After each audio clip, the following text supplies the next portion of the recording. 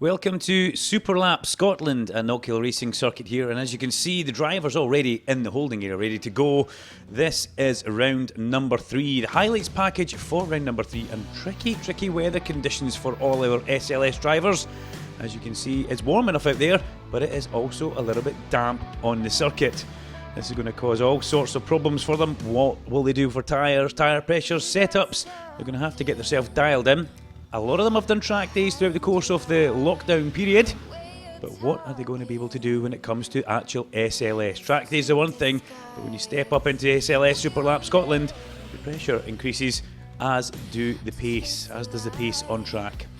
Let's have a look at qualifying as we see the back of Nevewood's gorgeous aerial atom.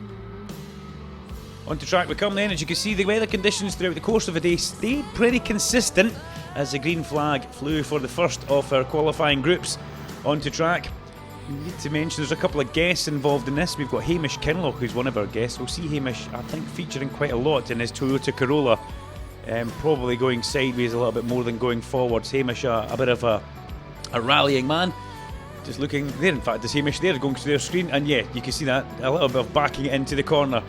But he wasn't the only person who was finding the track limits. Mr. Wallace in his little Peugeot 106 here, all over the kerb and into the gravel at the exit of the chicane. Easy to do, the track gives you quite good grip, but once you get over that, the kerbs can be very slippy. That was Dave Joyce, one of our newcomers going through, and the return of Alex Milne in car number 5. Great to see Alex back on track in that Megane, which we saw Mark Beaumont compete in last year, if you remember. Our cycling god came up and sampled Superlap Scotland himself and really did enjoy it. But as you can see, the weather conditions, well, yeah, not very favourable, as Adam Morrison, again, just using a little bit too much of the track going through the chicane there. Well, let's pick up on Hamish Kinloch, the fastest man in the guest class, and Hamish was, well, he's delighted to be back on track. That's the most important thing. And just listen to that fabulous noise of that car. We used to have these at Knockhill as our rally experience cars. Rear-wheel drive Toyota Corollas. Brilliant stuff. I could sit and listen to Hamish's car all day. I look forward to welcoming Hamish back. Sean Martin having a few sideways moments when he was out there as well. Not on his usual pace was Sean, struggling a little bit in the damp, but ultimately still fast as can be. The hairpin was the place which was causing quite a lot of people problems, and the big problem with the hairpin is trying to get the power out of it and all the way up that main straight. Fraser Huntley was back after a disastrous first couple of rounds. What can he do? Fraser is a very fast, talented young driver, but unfortunately luck not on his side this year. Fastest in Class G was Adam Morrison, and Adam pulled off a 106.479. I think he'd be quite happy with that. Having said that, he's been doing a lot of work on this Mini and getting a little bit of keen on the brakes on the way in there. You can see the back wheel locking up, and that's effectively almost like pulling on the handbrake. We don't know if the far away back wheel was locked up, but yeah, Adam trying very hard there. Another newcomer, there's Jonathan Adam. Jonathan Adam's just going through our shot, and oh, get off that kerb, Neil Campbell. And he did, thankfully. Look how shiny the kerb is. Yeah, there's not a lot of grip out there once you get past that white line. All the drivers trying so hard to stay away as Dave Joyce comes down through Leslie's in towards McIntyre's, and that's not stopping, is it, Mr. Joyce? No, it's not. Bump. That will be the wreck to sell. A good few years ago that would have been tyre-wall, and that could have been day over, but we have wrecked to sell there, and it saves so much in the way of damage. And you can see waving two flags at once, not as easy as you might think. Gets towed out by the Knockhill recovery team, and away he goes from the scene of that little bit of gravel deposited. Our marshals no doubt will be sweeping that in just a minute. There you go, right on cue. Marshals start sweeping the gravel away off the track. So Dave Joyce just running out of grip going in towards McIntyre's there.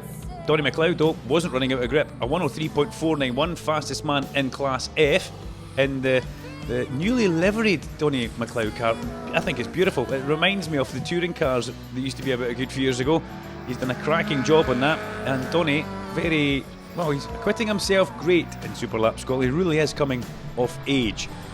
We need to keep our eyes on him, see if he gets on. Fraser Huntley a little bit wide through the hairpin there, and just, I think, struggling for overall grip. Being chased by David Brown. Oh, and Matty Lawson.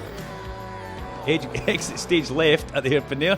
Just to make sure that was Matty, yep. Unfortunately, all that power in the pro car, and it's very easy to get wrong. There's Andy Napier being chased by Donny McLeod. Andy Napier in his Tony Stark Honda, can we call it that? It's very Iron Man-esque, isn't it? He's got his hands full this year, very much so. Up the back straight, Nevwood in the aerial atom. Big fans of that car. Big fan of that car. It seems to get more wings on it every time it comes out. As up the main straight comes Andy Clotworthy, and he is very much worthy. That car this year is flying. Fastest in E-Class, Fraser McNeil this time, a 1 minute .6, ahead of the all-conquering Sean Martin and Andy Napier. Fraser getting the hang of things around Knockhill in the wet, showing that he is the man in the know, and a lot of form in that car. The Japcom team guys really starting to stamp their authority over these classes in the mid of SLS. But the weather didn't improve at all, did it? You can see, if anything, the spray getting heavier as Henry Simmons comes through McIntyre's and makes his way down towards Butcher's area. David Brown, former Formula 4 racer. I had to think about that before I said it because it's very easy to get wrong. David Brown, a very, very fast, talented driver. And the Kenny Brown engineering lot finding their way as they go.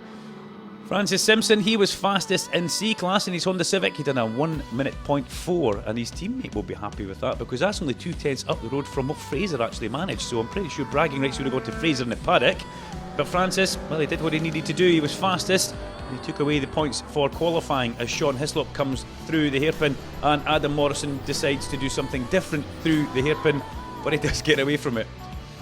Into McIntyre's for our newcomer, Jonathan Adams, and we welcome Jonathan. Jonathan and Hamish Kinloch both come as a duo, sorry, there's only two of them.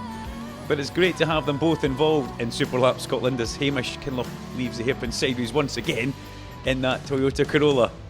The guys from Beck Sport Media putting in some different cameras for us this weekend, and I really do like the shot, the long shot from the office balcony. Cracking shot that. As fastest in Class B was Robbie Wiper, and Robbie, he has put so much effort into this car all the way through lockdown. A 57.955 was his qualifying time, and Robbie just getting faster and faster as we go on board with him heading towards the hairpin here. Wipers very much on, up through the gearbox into the hairpin, pick a braking marker, Robbie squeeze that brake pedal, down the gears he goes, sequential gearbox in this car. Does he make the apex? I believe he does. Yes, good stuff, Robbie. And out the corner you go. You can have all that power, but in these conditions you have still got to be very, very gentle with what you're doing, that's for sure. Into Duffy's Dip comes the, I'm going to say luckless, because he has been luckless this year, Fraser Huntley. But Nev Wood was fastest in the Pro class, and Nev will be delighted with that one. Probably the wettest man at Knockhill apart from some of our marshals. A 59.5 second lap for Nev, just tippy-toeing around in qualifying, trying to dodge all the puddles and little rivulets. But Nev comes away with the points for qualifying. He'll be happy with that one. Just listen to that car go. Brilliant stuff from Nev Wood.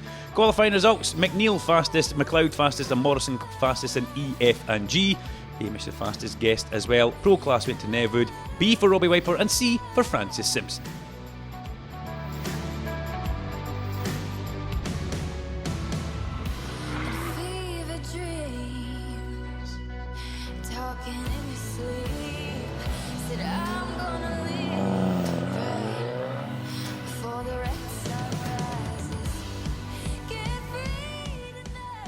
The finals. We've seen qualifying. What happened in the finals? The all-important part of the day. The one lap that these drivers get to do their super lap. And let's see, Hamish Kinloch was the fastest, most sideways guest in the house. Covering a lot of track ground was Hamish. But Hamish managed a 105.8, and he will be back for round number 4 as we hear that car screaming down. Look at the sideways drift through Butcher's. Fabulous stuff. So close to the bollards. A good lap by Hamish Kinloch. Nice and tidy as we see him into the hairpin. Down the gears, let's get this car through the hairpin and up the straight. And Hamish wishing he was on some gravel forest track, I would imagine, in the forestry doing a rally. But great to see him here at Superlap Scotland. A 105.842 for Hamish. Into Class G, Adam Morrison, the fastest man in Class G. And Adam, absolutely delighted with how his day's gone, just looking for the kindnesses to come back. Not here for this round and missing a little bit of his competition. He did a 106.817, but more impressively, Adam will be happy. It was a decent, cleaner lap, using as much track as he can possibly get away with going through the chicane there. He was pushing it as much as he could, but he didn't want to make any mistakes we'd seen him make in qualifying, as we saw him off the road at the chicane. We also saw him off the road at the hairpin. Into the hairpin come Adam, wipers on in the Mini. Again, it's pick a braking point and try and feel the road through the brake pedal. Not an easy thing to do. As he goes through and up towards the checker flag, Morrison took the Class G honours with a 106.817.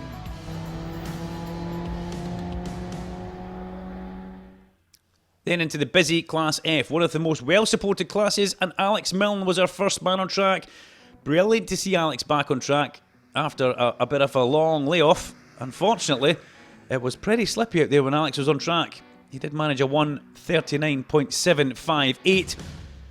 Jonathan Adams, in car number 101, Jonathan managed a 106.5, but we see a yellow flag there, and why is that? Because Alex did find the slippy portion of Butchers. We saw Hamish Kinloch going through there very sideways. Alex unfortunately landed in the gravel on the inside with the wheel still on the ground, which is the most important thing. He managed to just use a nice bit of smooth throttle control to get back up the hill from the gravel, back on the track and away. But the Renault Megane RS, unfortunately for Alex, a 1:39.7, not a good lap for him. Michael Imrie was in 7th place in his Clio 197 with a 1:14.3. Michael, it was all going so well for him until he got in towards the hairpin. Then something went wrong with the car. Beautiful little car. I've got to say, it's one of my favourite shapes of car. Just listen. Well, that sounded like a symphony of disasters, didn't it? Unfortunately. And it sounded expensive. So Michael Imrie, a 1:14.399. We will get him back. Craig Wallace, just up the road from him in P6 in his Peugeot 106 with a 106.745. And Wallace was flirting with disaster right on the edge of adhesion as he went over the top of Duffy's Dip and in towards McIntyre's. This man trying as hard as he possibly could right down the exit curb as well. And who knows how much grip is actually on those curbs. You don't know until you actually get there. But Craig Wallace, delighted with that. Jonathan Adams, just up the road in 5th place with a 106.561 for his first time out in the Renault Clio. Into the hairpin, he'd had quite a few troubling moments on the run towards us. He'd had a bonnet flip open, he'd had a wheel fall off, all sorts of things going on. But great to see Jonathan, another man who's come over from rallying, on track and doing his bit. Sean Hislop, a stalwart of the paddock and a great friendly chap. If you ever need anything, his Renault Clio 197 always immaculately turned out. 106.2 for car number 38, Sean Hislop.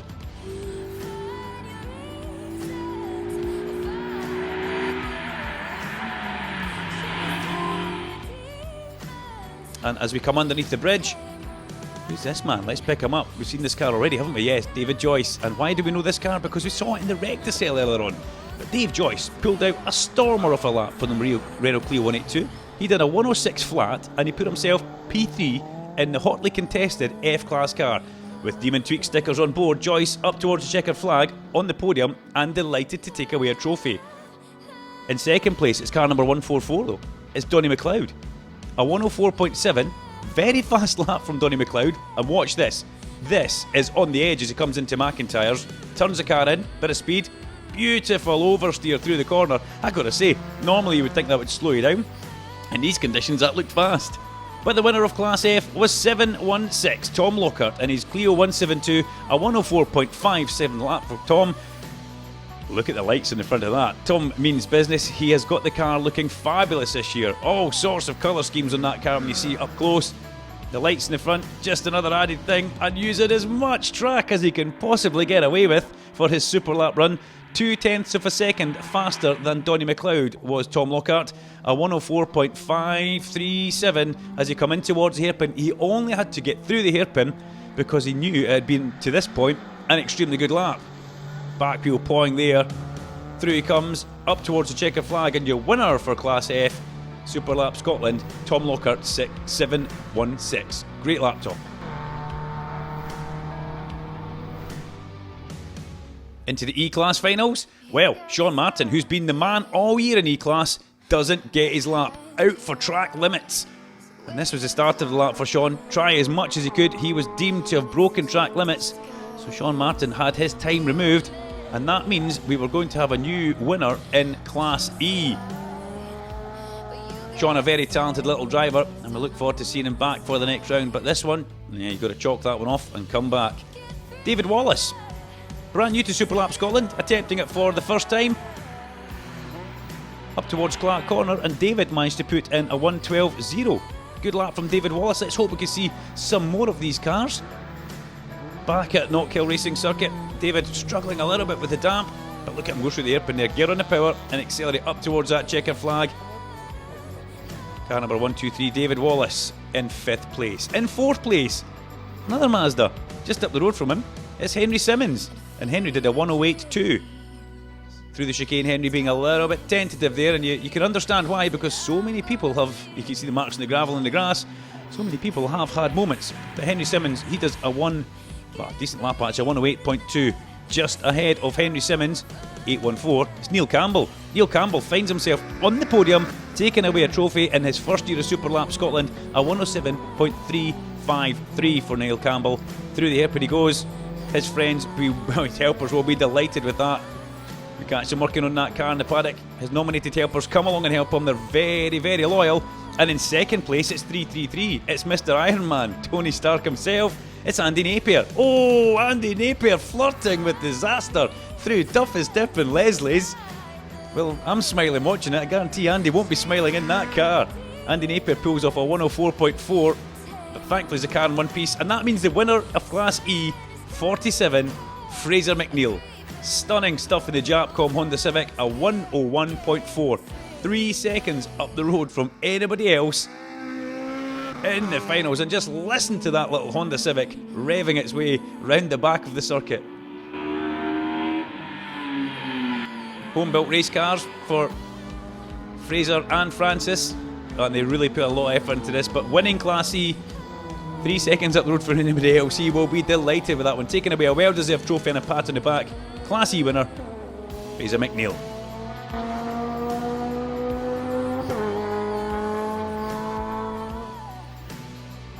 Moving into the C-Class finals, David Brown. Well, the TVR for Kenny Brown Engineering just proving a little bit troublesome. It's one thing after another.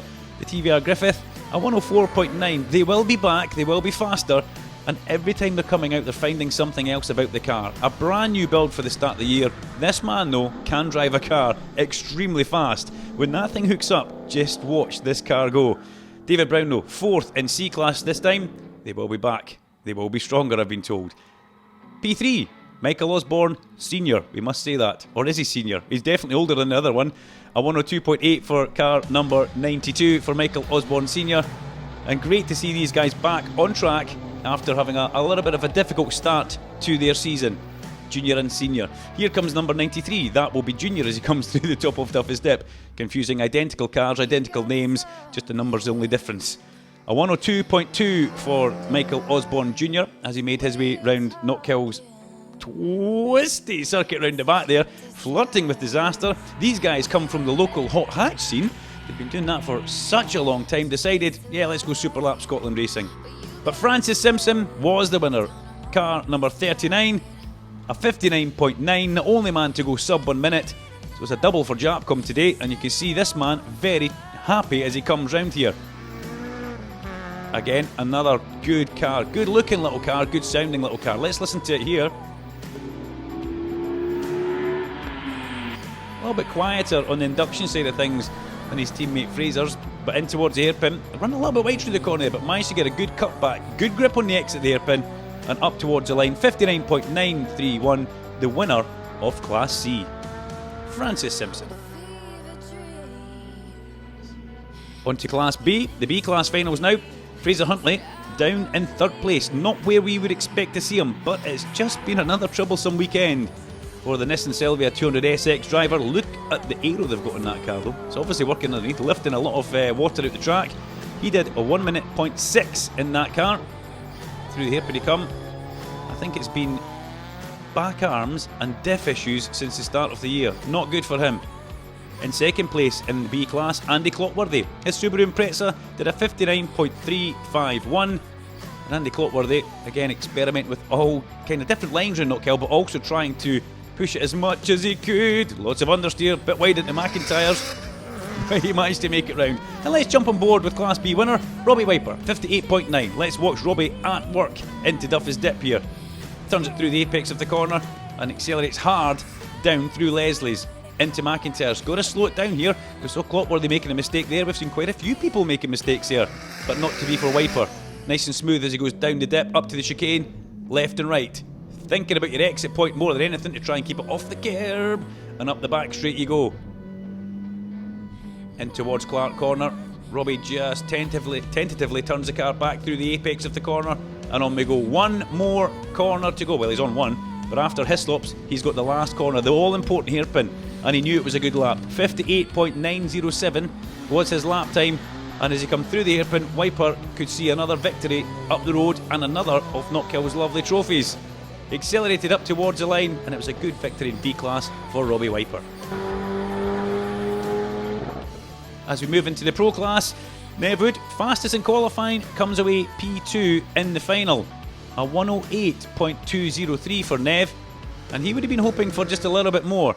But unfortunately, these conditions are very tricky, and they can catch out even the best. As Nev come through the chicane, lights up the back wheels on the aerial atom, round he goes onto the grass and inside.